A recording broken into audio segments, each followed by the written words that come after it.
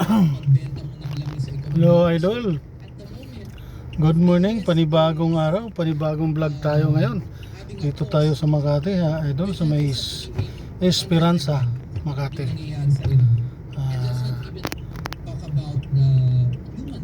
Updatean ko kayo sa traffic natin. Napakaluwag ang daan natin ngayon.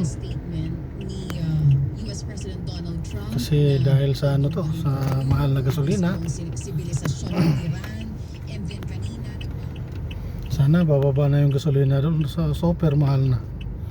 Kaya walang kataw-tao ng mga daan ngayon. Parang natamaan tayo ng pandemic. Nalala mo idol, nung pandemic ganito nangyari.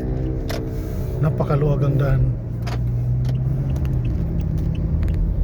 Ngayon no, bumalik. Dahil sipin mo naman gasolina idol, 160 na sa Shell ha.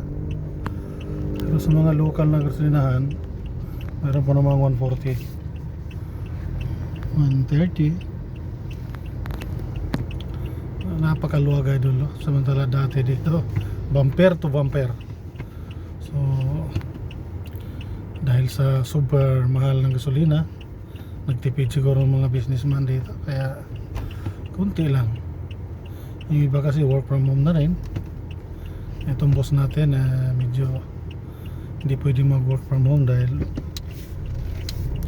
bigatin to eh. Maraming salamat idol.